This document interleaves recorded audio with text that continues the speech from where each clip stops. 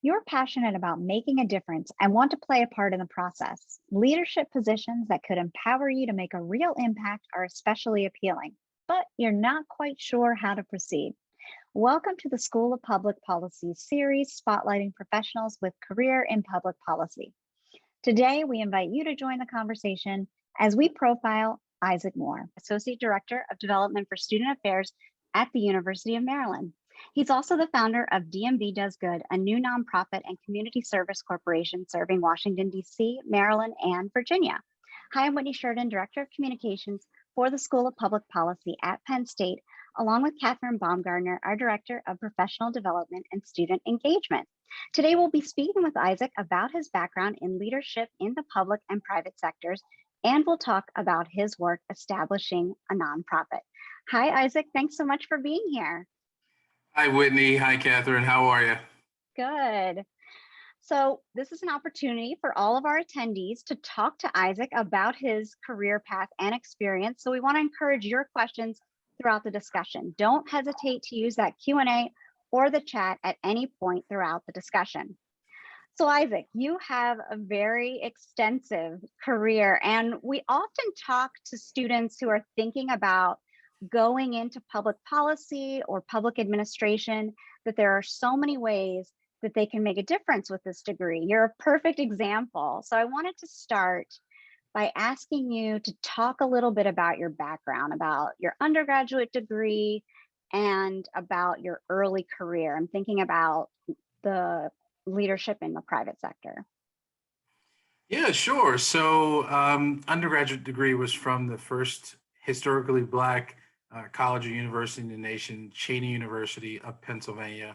Of course, I'm originally from Pittsburgh, and I'm one of 7 children. Grew up in a family with a stay-at-home mom and a military father who's now a pastor, but went on to Cheney University on a full scholarship, graduated, then went off to the Target Corporation after working at AstraZeneca Pharmaceuticals as an intern, and then working in the state government of Pennsylvania as an intern as well under the Rendell administration. But it was great to sort of transition from Cheney University into Target as an executive logistics manager, where I managed over 200 different employees at 2 different stores in 2 different states, in not only the Delaware area, but also in the Pennsylvania area. So that was the early career move directly out of Cheney University. Wow. And that was your first job, right? Yeah. Yeah, that was my first job. But I think that my experiences as an intern probably helped shape some of those experiences on the first job. You know, just I think you really learn through internships what you like and what you don't like. And I think one of the things for me was just trying to learn from as many people as possible. I think Socrates once said that, like, smart people learn from everything and everyone. Like, average people just learn from their experiences, and stupid people just already have all the answers. I didn't have all the answers coming out of college. I just figured that I would latch on to as many smart people as possible and have as many experiences as possible that would land me in the best position to change my socioeconomic circumstances. So Isaac, after graduating from Cheney, you went to Target, and now you're in higher education. So you've had an interesting career path that has led you there. I'm really just curious if you could talk with us a little bit about what drew you to higher education. What were some of the experiences that you had between finishing your undergraduate degree and deciding to start a master's degree that might have formed the direction that you ultimately took? Yeah, so when I was an intern in the state legislative caucus in Harrisburg, I thought I would come back to the Pennsylvania area and sort of take a job in the legislature somewhere. I had been doing policy and casework and policy analyst research work and all that good stuff. And I thought, maybe I can lean on some of my fraternity connections. I'm a member of Omega Psi Phi. So I thought I would lean on some of my fraternity connections who were in the state legislature, but there was a hiring freeze at the time. So I said, Oh no. But at that time I had already applied for the MPA program at Penn State, and I thought that the program, um, was something that could probably help me along the way. One of the things that the program sort of teaches you is about like leadership and management and fiscal decision making and human resources and data analysis and research and all that good stuff like that. But I thought it was a pretty solid program. And I'll be quite honest with you, I did not get into the business program at Penn State. So I said the MBA is just as good. It was like a public sector MBA, it was very broad based and managerial. So I said, wow, like this is great. And it fits into what I believe in, which is, helping people, especially in that nonprofit sector. So that's how I sort of made that transition and chose Penn State. And it really worked out for the better. While I was working full time as an MPA student at Penn State, I was also undergrad. I was on full scholarship, and I was a student tour guide. So I said, Oh, maybe I'll try to go get a job in admissions. So I took a job at Harrisburg University as an admissions officer, and it was great. I mean, they had me. I was what they considered a road warrior. So I would travel from county to county, from backyard to school board, trying to figure out how I can get students to come to this really small but powerful university in Harrisburg. And um, and that worked out. I mean, the first, so it's funny because the first manager that I had coming into that sort of sector back in education was a Penn State grad. So maybe that's what got me the job. I don't know. Probably true, but I don't know. But um, he gave me an opportunity, and so I moved from admissions, counselor to associate director of recruitment, and then started working my way up the Susquehanna River. So I went from uh, Harrisburg University to Susquehanna University, and then I saw a role in alumni relations and development at Bucknell University. So I transitioned from enrollment management to alumni relations and fundraising. So you've had all these different roles in higher education that you're talking about. What were some of the challenges as you made that transition and that jump, and from working at after you left Target? That seems like a big shift. What were some of the challenges making that shift, navigating that change? Yeah, yeah. So I think the biggest challenges were I just didn't understand the social environment. I think when you transition from corporate America going into the higher education academic space, you've got to have a skill set. I think that can only be sort of accrued over time through experiences. And if you look at the Educational Advisory Board back in 2014, they did some research. It's called the Curious Chameleon, and they talk about the sort of four quadrants or things that you need to have to be successful in a role in advancement, right? And so they talk about having intellectual and social curiosity, behavioral and linguistic flexibility, information distillation. So you have to have the ability to sort of recognize, curate, and communicate information. And then you have to have the ability to sort of strategically solicit or ask people for things that they don't even know that they need to give, right? Or that they may have a passion, and your passion for giving, you have to facilitate. So I thought that, those were probably skills that maybe I had, and but I didn't know that I had those things until much later on, that I could articulate those things now. But that's what, that curiosity um, allows you to sort of transition into any field. But one of the things that you've got to overcome, which I had to, because I came from a very underprivileged background. And so many of the roles that I went into, I had imposter syndrome. I mean, I had this, Mm. like, am I supposed to be here? Like, am I the one? Like, are you sure you want me? And then let's just add into the component where typically I was the only person of color in the room. It just like it changes the way that you enter spaces and makes you either turn on your fight or your flight. And in that moment, you become whoever you are going to be for the rest of your life. And maybe those are things that come from experiences that you had earlier in life. But at that moment, when you choose to stay, when you choose to be in a space that feels uncomfortable, and when you become comfortable being uncomfortable, you grow. And I've done that over and over again. And going to Bucknell, after I left Bucknell, I became director of alumni engagement and annual giving down at Winston-Salem State University in the UNC system.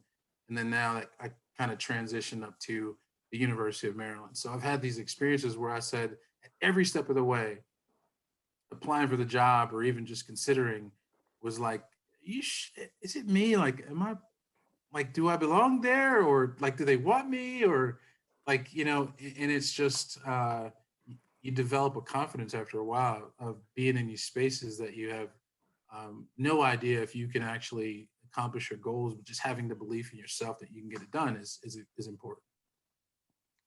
Yeah, Isaac, I'm sorry. Go ahead. I I'm wanted just to play up on one thing that you said real quick before. I know Catherine has a question about this transition, but you were talking about pushing out of that comfort zone. And one of the things that you do so much in your role now is this relationship building that that's a huge part of your role. And a lot of what you're talking about is having to strike up conversations with people. What are some of the tips that you have employed where you might have to talk to someone that has varying interests from you, has completely different background from you? What would you tell someone who isn't comfortable talking to other people, maybe, and is walking into a room with people that they might consider so far out of their league, a room full of billionaires, and they might be a little intimidated about it? What would you tell them? How to get comfortable in that situation? Or tech Yes. people, who, if they're not tech people, how do you tell them? What kind of strategies do you usually employ in those situations? Yeah, that's a really good question. It's funny because when I was at Bucknell, I was in the room with these two billionaires, and I think we were giving one of the guys was from New York, and the other guy was from California, and they were completely opposite people, great individuals. But it was something about like there were people crowding around these two guys, and like both of them are worth $2 billion a piece. Like they're very equal, but they're on different sides, different coasts.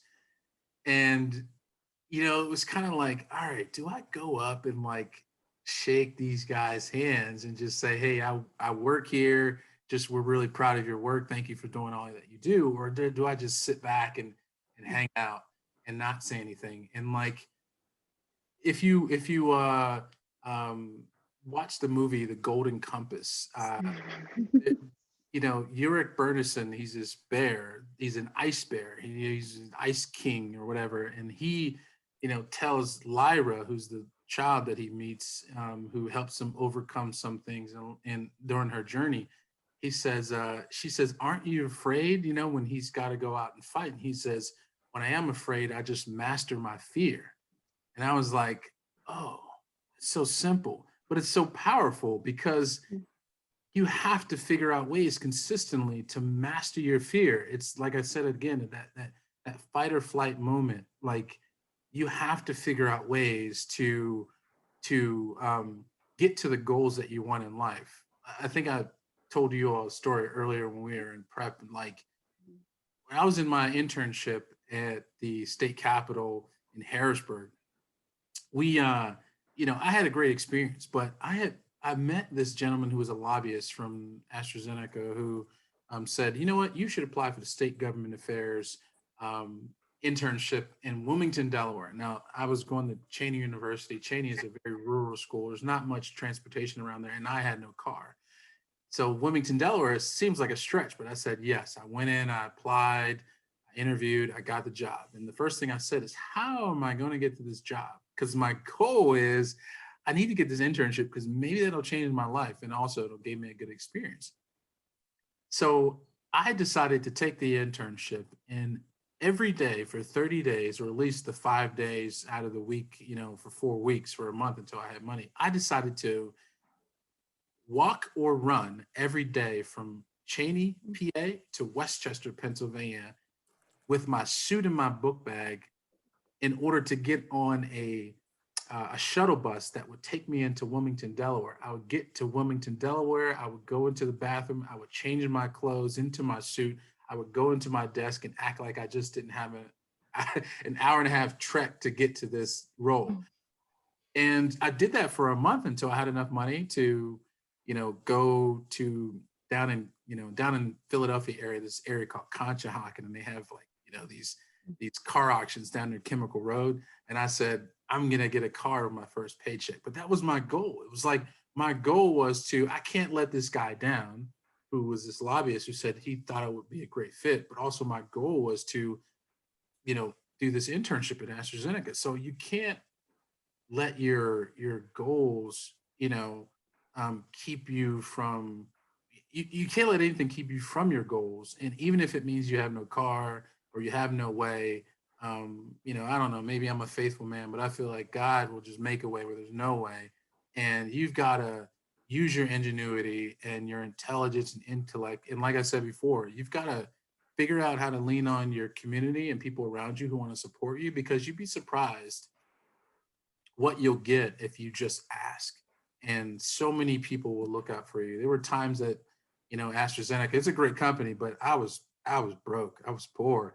And I'm going to the cafeteria and I'm like, salads are $14. Who can afford this? Like, so it's I'm eating like granola bars, and then I'm like getting back on my, my shuttle bus and then walking back to campus when I get back to Westchester to Cheney. So it's just that perseverance, that attitude that you have, that you're going to, thrive, have that intellect to know that when you get to that place that you're going to be able to make it. And then you just persevere. That's great advice, especially about leaning on your community. I want to remind everybody that we're open for questions. I know Catherine has one right now, but we are taking questions in the Q&A or the chat at any point throughout the discussion. Isaac, I have this image of you as like Superman. That's not me. Especially as you talked about driving back and forth of your car and changing and kind of leaping tall buildings in a single bound to get to where you need to get to. And I guess I was just a bit curious, and the question has been rolling around in my mind a little bit as you talk about resilience and being able to adapt and having faith is, you made a transition from private sector to more public sector life. What surprised you the most in that transition? Were there things that you expected would be the same that weren't? Or were there differences that really kind of caught you by surprise? Yeah, it's probably the resources. When you're in the private sector, things are moving like this. We have sales forecasts, for our store. We're like, all right. At one point, I was in the Wilmington, Delaware store in Target, and I'm looking at the forecasts for Black Friday, and it was like, all right, we're going to do $1 million on Black Friday in one day. So you think about that store, it's a big box store. We've got, if you walk from one end of the store to the other and back, that is, a quarter of a mile. So imagine how many times you're going to walk that in a day. You got products stacked, 18 inches from the ceiling. You've got huge staff, and you've got everything to be able to get that job done. Numbers come out, and as managers were sitting there talking about what we did, and we ended up doing $1.5 million. It's the 5th largest store in the company. So it's like, if we didn't have the resources to be able to adjust and get that done and do things at the drop of a dime, we wouldn't be able to make that money and keep our customers happy.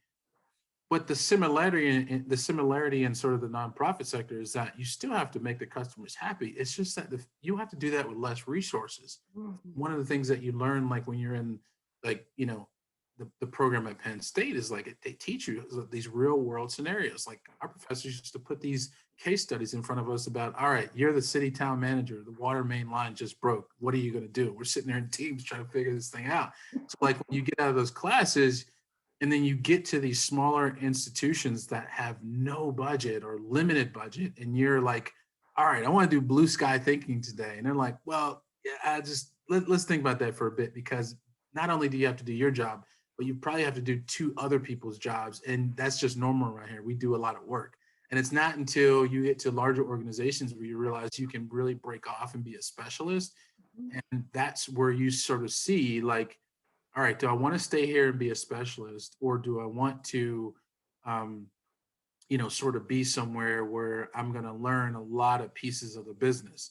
And, I think as long as your mission is there and your vision and the values align with what your own personal interests are and what you believe in, then you should stay in that position. Like, at the University of Maryland, like I'm in a division of student affairs, and we have these initiatives that we're fundraising for that are inclusive of things like veterans and students in crisis and students who are experiencing homelessness and students who are experiencing food insecurity and foster care situations. And it's like, all right, like I totally believe in that. So yeah, like it doesn't, like I'm not really affected by issues that arise that challenge me intellectually, physically, whatever, because I'm like, I'm not doing this work for me. I'm doing this work for our constituents, our constituents in Maryland, or our students who come from all these different places who need to matriculate and graduate from Maryland.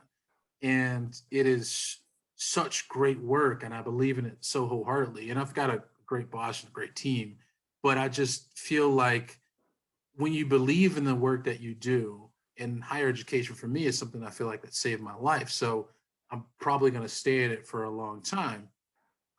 But when you believe in what you do, you kind of look past some of the things that you experience when you're in a smaller shop. Now, at Maryland, I'm in a very large shop.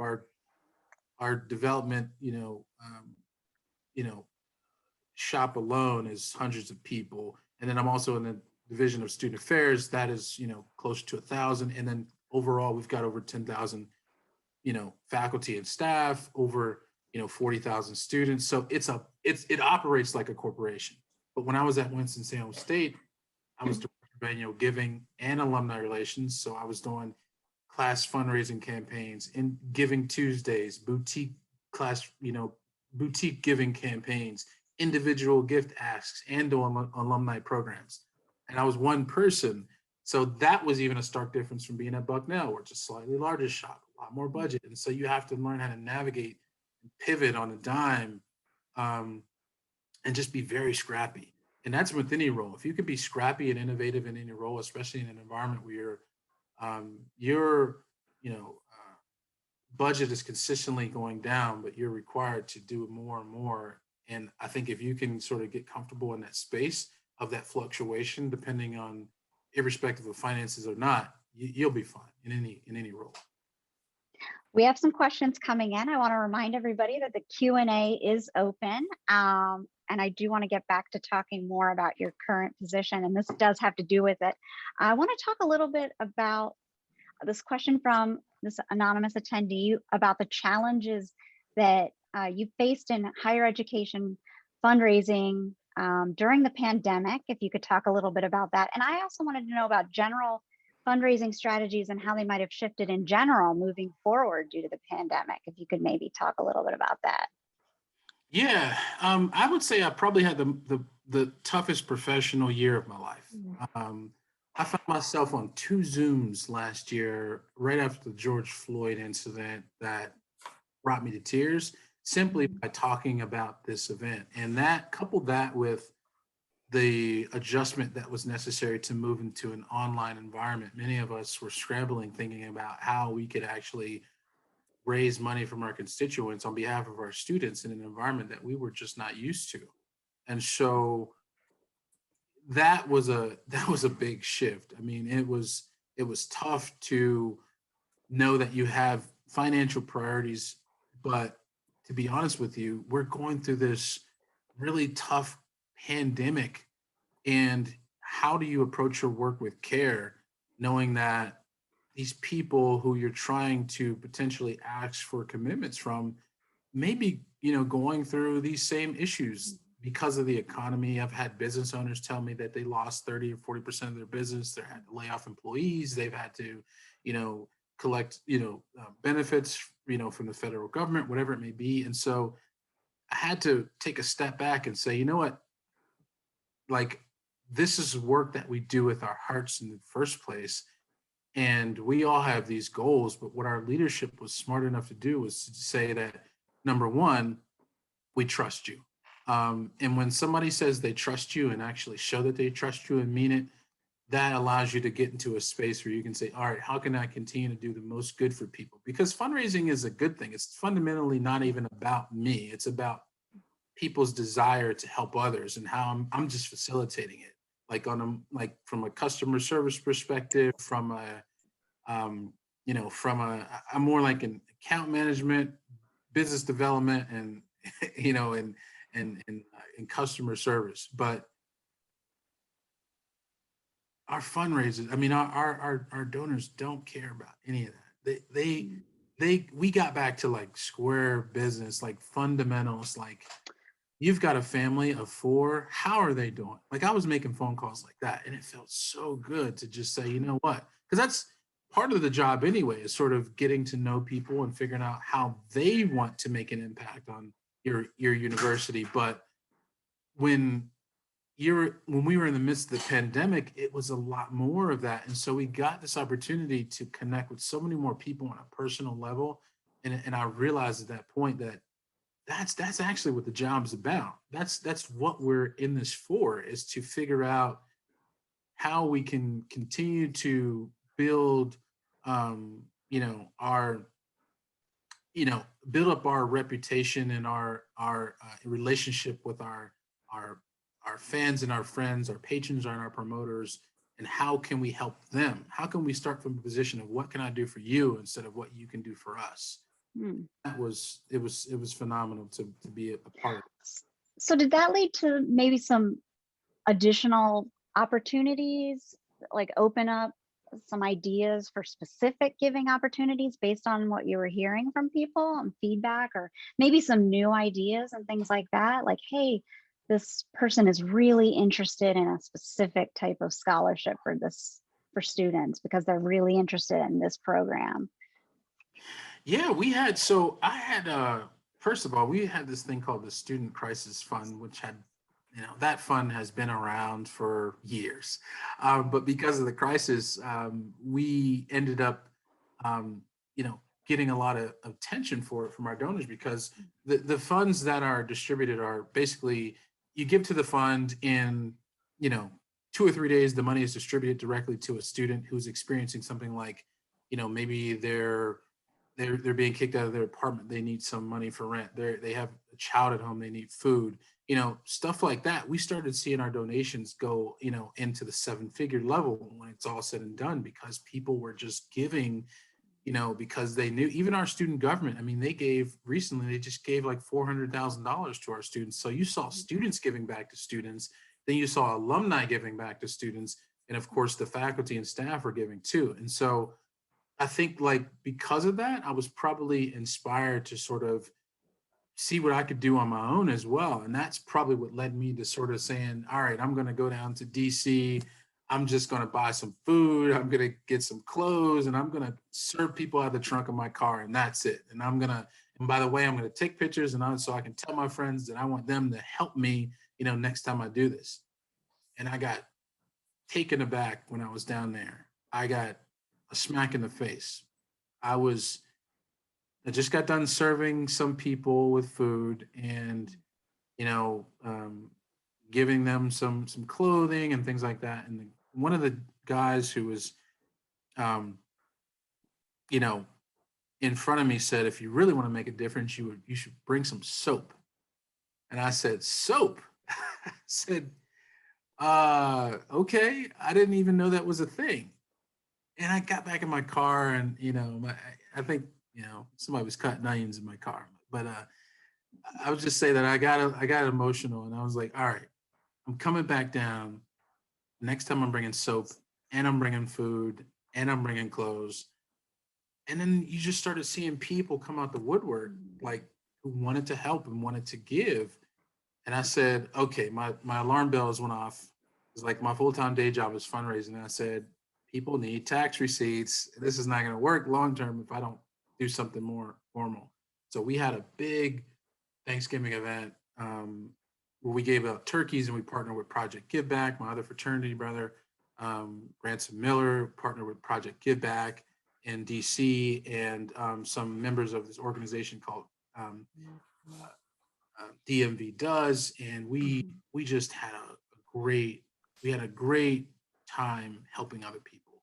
And I said, by December, I said it was time for us to start filing some IRS paperwork so we can make this an official organization. So that's how the DDG movement came aboard. And this weekend, we're going to do some great work.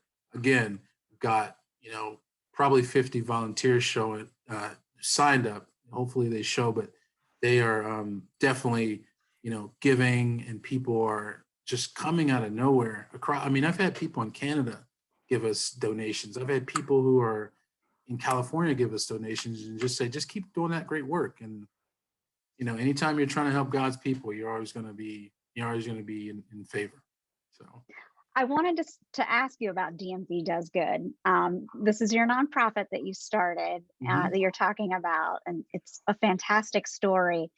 Tell it. So you've got 50 volunteers. Is that what you said? That's what you have now? Is that what you're saying? That's what's signed up. We'll see what the attrition wow. is like. But it's everybody who's helping out with this. It's all work for free. So we're gonna have people who are gonna come at the beginning of the event. They're gonna help out this Saturday in DC down in between the Veterans Affairs Building and the Import-Export Bank, and they're gonna help us set up. They're gonna help us distribute things like socks and book bags and soap and toiletries and clothes and everything else. And we've got people who just are giving their time, their talent, and their treasure, and telling other people about our organization.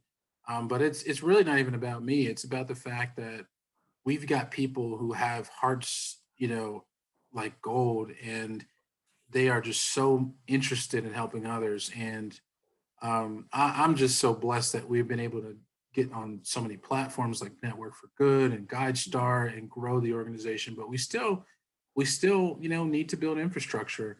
And I think I'm leaning on some of those sort of Penn State principles, like we're at the next stage. We need to like write a real formal business plan and get some larger grants in and make this thing grow, because we have a lot more people to serve.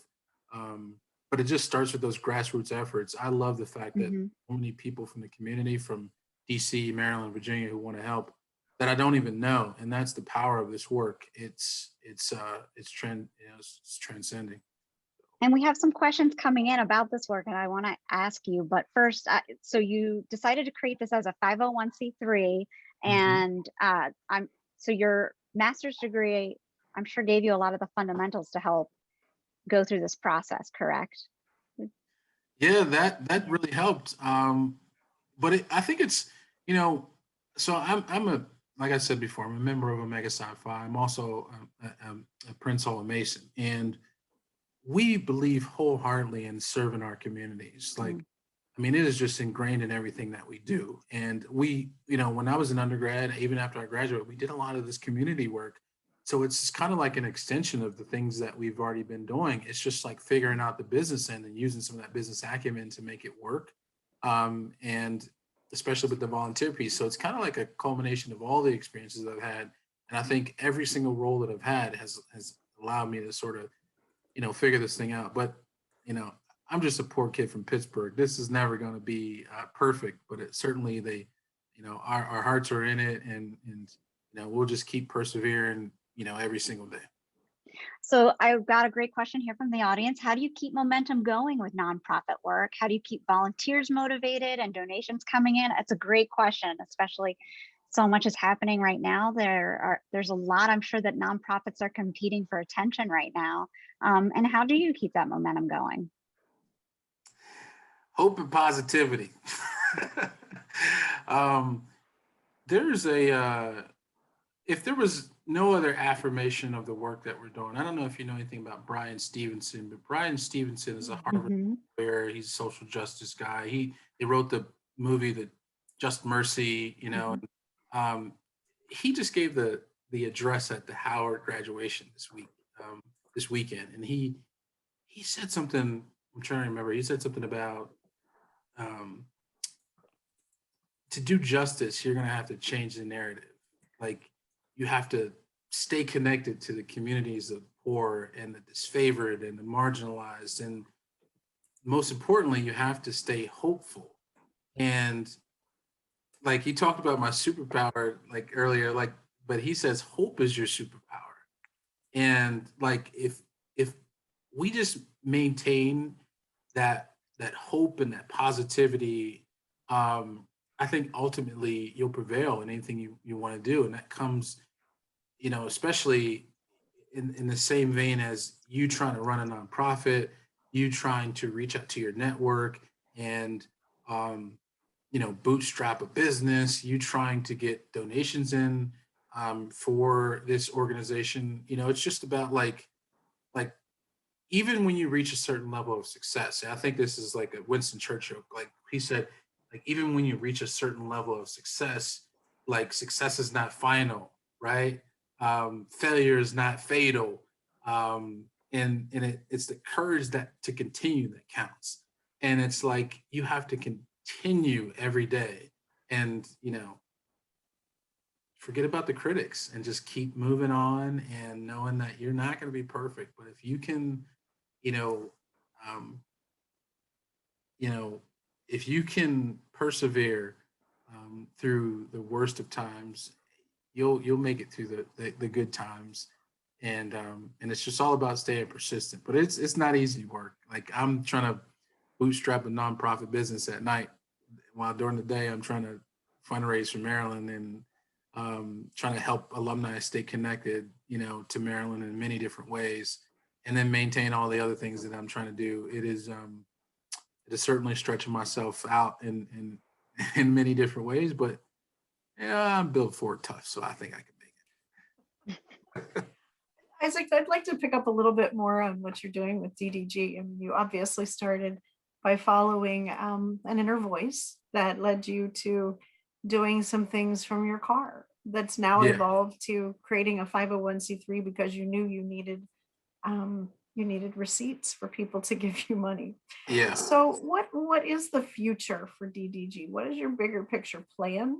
What are some of the goals, and how has having the degree in public policy helped you to approach those challenges? Because you're not obviously doing this without some framework or some background. Yeah. So I think the goal, I talked about this the other day with someone, and we talked about, you know, if you can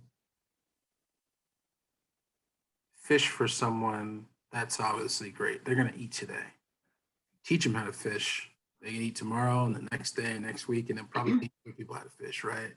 So I think what we'd like to do is get to a point where we can provide a full scale service of to our constituency. So when I say full scale service, I think that it would encompass things like being able to provide them with employment services. So providing them with resume review and resume creation, and then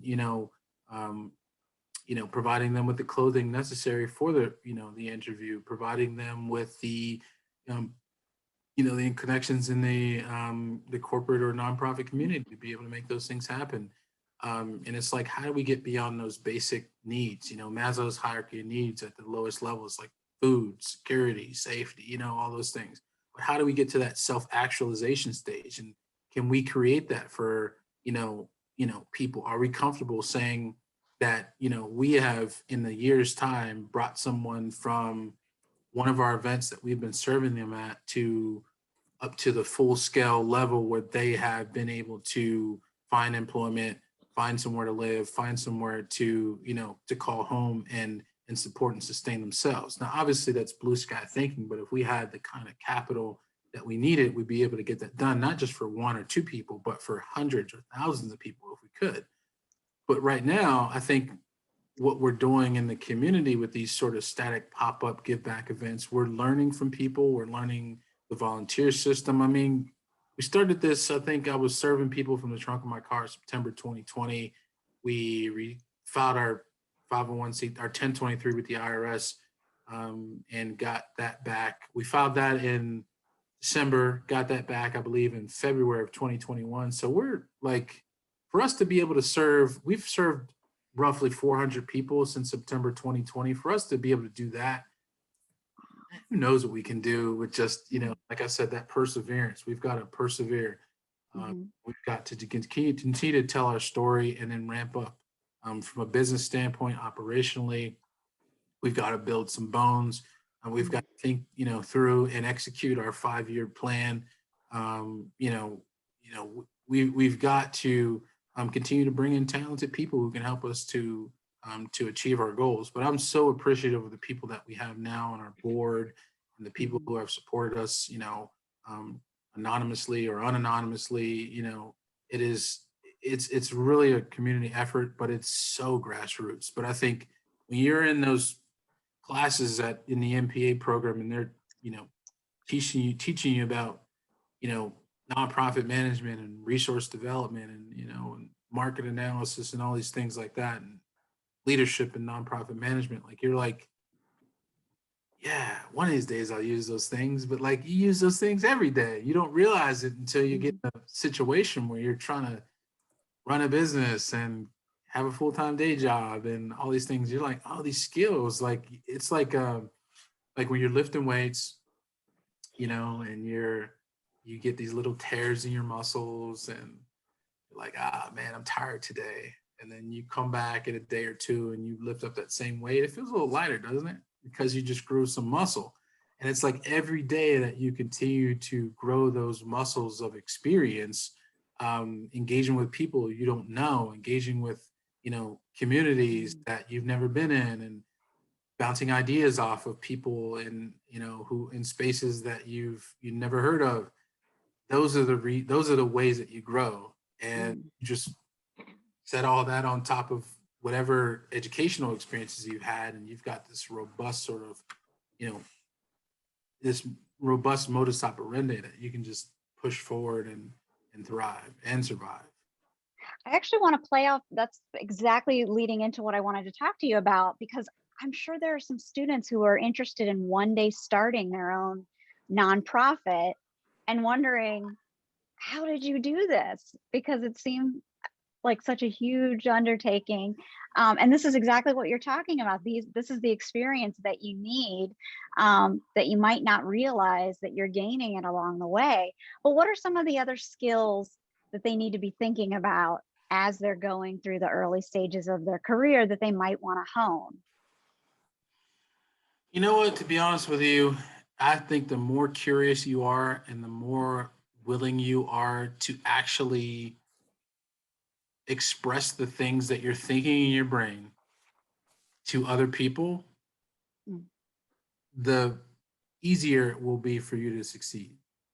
And you can have the greatest ideas in the world. And from intellectual property circumstances, you may not want to share all your ideas with people because everybody doesn't mean well. There's some nefarious characters out there. But I think that the more that you're willing to sort of share a piece of your thought process with people and then help them, utilize them to help you think through that, and then you insert that newly formed idea with the, the help of other people's, thoughts into your, your grand plan, then you'll be better off for it. But when you don't communicate and talk to people and you're just in your own world and environment and you're too afraid to communicate with others, it'll be tough. And not saying you have to be the most, talkative person. You don't have to be some outgoing, gregarious, bubbly person, but you just have to do enough where you're able to gain the knowledge that you need. And sometimes that knowledge does not come from Google. It's got to come from a human interaction. And human interaction is something that's so important. We have missed a lot of that over the course of the year. And I'm in this weird space where I'm like a little old school, but like a little new school. Like I'm like one of those, like I need both. Like I need human interaction, but like I could totally be a hermit and not say anything to anybody and be on the internet all day. But I realized that the greatest experiences I've ever had have come from talking to people. And when humans are built to engage with one another face to face. We're built to have experiences where we can process, the emotion, we have spatial intelligence, we have, intellectual curiosity. We're spiritual beings that have an intellect that we utilize to manipulate our environments for the benefit of ourselves and others.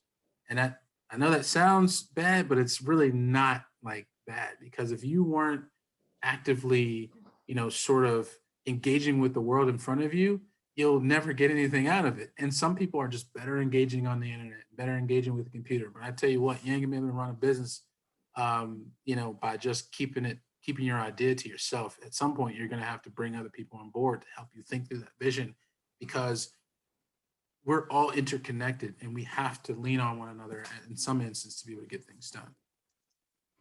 Well, I've got a great question here that would follow up with that perfectly with what you're talking about.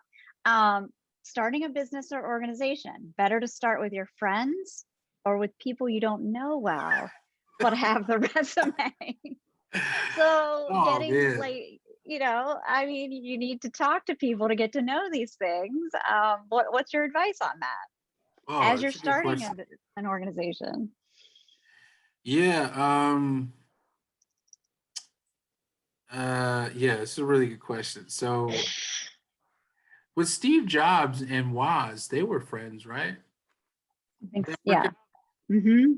That worked out kind of. I mean, we have Apple, right? I mean, that kind of worked Mm-hmm. out. Like, I think that the best friends are the ones that say the harshest things to you that make the most sense. And you can say, you know what? Because I value your opinion and respect you as a person, I'm going to take that and use it to improve. And you cannot be around, if you're going to start a business with someone or a nonprofit with someone, they can't be yes people. You can't be around a bunch of people who are going to tell you, oh, Mm, Whitney, that that's idea a you good point. had about starting that rock, paper, scissors company was amazing. We should cut things up all day, throw rocks. And, if we find a stack of paper, I'll make sure you're the first person to get it. No, no, no, no. Tell me, Isaac, that's stupid. That's dumb. And here's the reasons why. Give me some analysis around it. Because if you're around a bunch of people who tell you yes all day, they're never going to tell you the truth, and you run the truth right into the dirt. You run your company and your idea right into the dirt without ever having had that genuine feedback that you need to make things move forward. So I can't tell you whether or not it's right to start a company with your friends or not. I've always been told don't mix business and personal, but there's some situations where that really worked out. I mean, though Mark Wahlberg and his brothers fight all the time, but it sounds like they got a good business empire going on. I don't know. I mean, they may be not the best examples, and I'm just saying there's examples of people who have made this thing work, family with friends and with Mhm. people you don't even know. And I think, humans are kindred spirits. There are people who are riding your same wavelength and the same heartbeat that you have all over the world. You just have to find them, and they're not always your friends or your family. It sounds like a lot of what you're talking about too goes back to that relationship building, and building trust in those relationships too plays a big part in that. So it's definitely going along with a lot of the skills that you've employed throughout your career. Yeah, it's hard to build trust. It's very hard to build trust. And it's very easy to lose it. Mm. It's very easy to lose it. But it could take you 10 years to build trust with somebody who can invest $1 million in your idea. Um, and in a drop of a dime, you can lose it. Or it may take you, some people are great at, relationship building, and it may take you a week to build a new relationship where somebody will give you $1 million. But it's also about trust and about understanding about people's motivations and about how they are wired. And um, most of the things that you're going to do in life are all about relationships. It is 101 at the start of any business, beginning of any business, anything you want to do in life, it's all about relationships. Even you're trying to find a job. Like if you're trying to find a job, you need to be researching the company that you're at. You need to understand like what their philosophies are, if they align with yours, like who are the key players in the company. Like best believe if you're stalking them, they're stalking you. And like you need to understand like this is just how it works. It's about relationships. So when you get in front of them for those interviews and you're trying to figure out if this would be a good fit, you'll know a little bit more about them, so you can build a relationship. It's going along with relationships. You have your board that you're establishing with DGG, and of course, working with alums in your current position. For your position at the university, do you have a board of visitors or an alumni board? And with that board and with the board that you're establishing with DDG, how do you interact with those board members? What's those relationships? What are they like? Yeah, I think there's people who are, so we have a board of governors, and we have a board of trustees, and then there's several colleges that have boards of visitors, and then we have a parents board and the division of student affairs. I mean, there's, similar to Penn State, there's enough boards to go around for every. But those are people that I engage with very sparingly, just simply because the organization and the level that I'm at in the organization requires me to sort of have a bit more of a hands-off approach with some of those people, just because, you don't want to ruffle any feathers.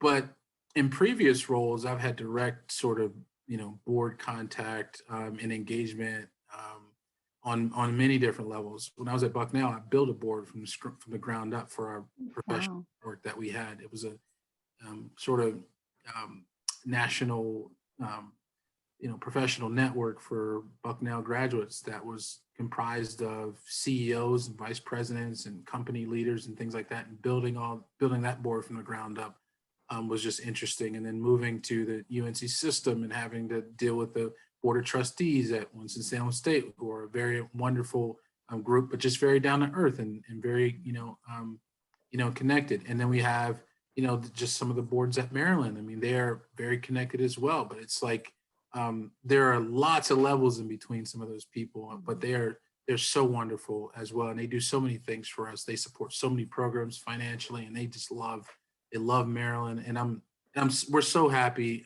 that they're helping us, come through the tail end of a $1.5 billion campaign. But I think those experiences are a little different than sort of this other board. I think our first few board members, one of them, I think came from experiences on LinkedIn, through experiences, through our community events, just trying to, like I said, trying to bootstrap a company. The engagements are a whole lot different, and our, we're on a text message, email, just, quick communication basis, where some of the other interactions I've had in the past, very more formalized. We are not so formalized, but we are, our board is comprised of, a retired, colonel, an engineer, we've got a teacher on our board, we have a few business owners and consultants on our board. We've got people like that who are just, willing to give their time, very generously. I almost feel like I should be paying them for the kind of advice that they're providing. But it's just, I'm so grateful at the same time. But it's we just asked them to be involved, and they said yes. And that's the first step, is like having that fear, having that ability to get over that fear and saying, can you help us? Can you help me? Because I don't know it all. Can you help? I'm really good about asking people that I don't know for help. And 9 times out of 10, they say yes. But I would say in the fundraising business, I do hear no a lot. And that's just where that perseverance and resiliency comes in. Isaac, one of the things about your career is you've pivoted, you've grown when you're ready to grow. So where are you ready to grow next? What's your next career move? You know what? I'm ready to grow this nonprofit. I'm ready to grow within Maryland. And I'm laser-like focused on the University of Maryland College Park right now. It's a phenomenal institution. We've got a great president. Only the second African-American president in the university history has just started his tenure almost 1 year ago, although he's been at campus 25 plus years. But, he's super smart engineer, and he's got things moving in the right direction. And I love that, 3 out of, I want to say, of his 12, points of enhancing and moving the university forward have to do with diversity, equity, and inclusion.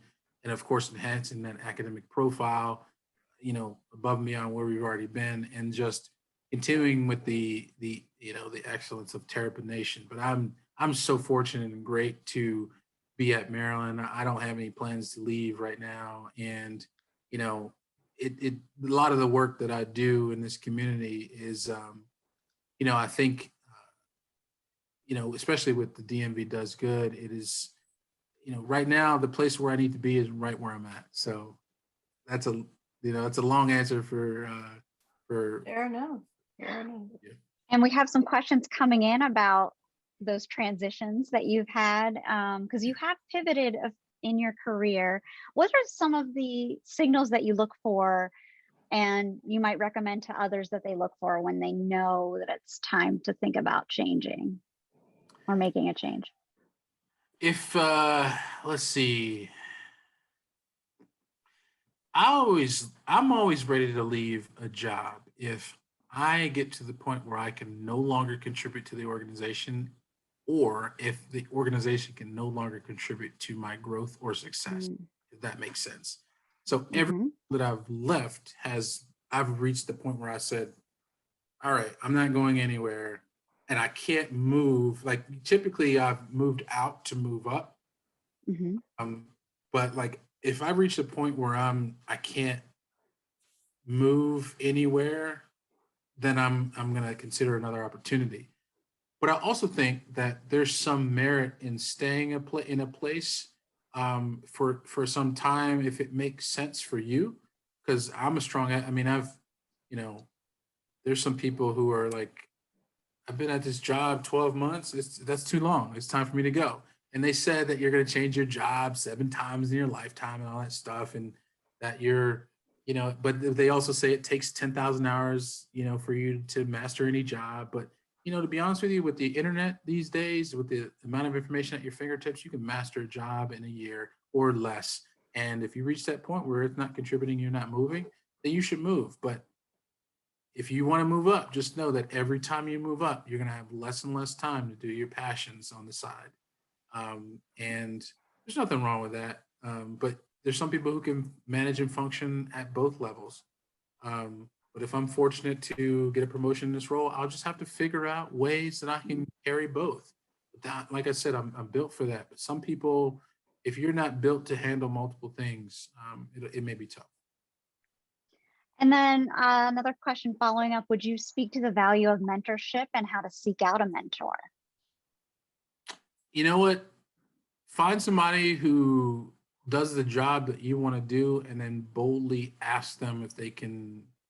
I would start off with a 5-minute or 10-minute coffee or Zoom, and just talk to them about their career and say, hey, listen, I'd love to check in with you, maybe quarterly. If you have time for an additional 15 minutes, these people are busy. So if you're trying to talk to the CEO or vice president of a company, hey, listen, I'd love to have this 15-minute opportunity to sort of download with you, and I can bounce ideas off of you about what I'm going through in my job or how I want to see my career in the future. I would suggest that you get a mentor inside of the company or organization, and get one that's outside the company or organization. And then also, if you can, get somebody who's outside of your industry, because that also presents an alternative vantage point. But mentors are extremely important. I've had so many of them.